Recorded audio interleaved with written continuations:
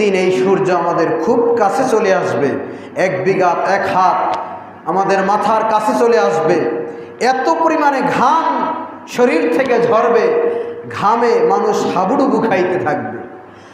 ওই দিন রাসূল পাক সাল্লাল্লাহু আলাইহি সাল্লাম হাউজে কাউসারের পানি গুনাহগার উম্মতদেরকে পিলাইবেন।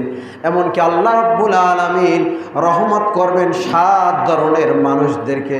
7 ধরনের মানুষদেরকে আল্লাহ রাব্বুল আলামিন ওই কিয়ামতের মুসিবতের সময় তার আরশের নিচে ছায়া দিবেন। তারা সৌভাগ্যবান।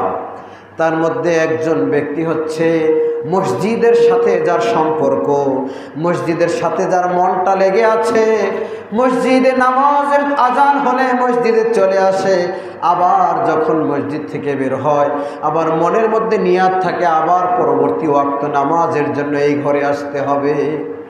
এই ঘরে দৈনিক 5 বার আল্লাহর কাছে হাজিরা দেয়। আল্লাহ রাব্বুল আলামিন যখন এই ঘর থেকে ডাক দেন, হাইয়া আলাস সালাহ, নামাজের জন্য আসো।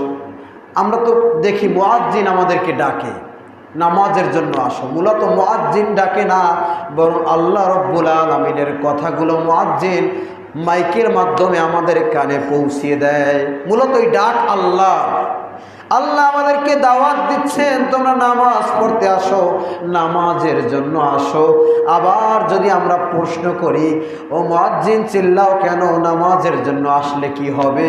পরবর্তী বাক্যে আবার মুয়াজ্জিন জবাব দেয়, হাইয়া আলাল ফালাহ, নামাজের জন্য আসলে তোমার কল্যাণ হবে, তুমি কল্যাণের অভিযাত্রী হতে পারবে। ফালাহ শব্দের অর্থ হচ্ছে কল্যাণ। কদ আফলাহাল মুমিনুন, মুমিনরা সফল কাম হয়ে গেছে। আল্লাযীনা হুম ফি সালাতিহিম খাশিউন।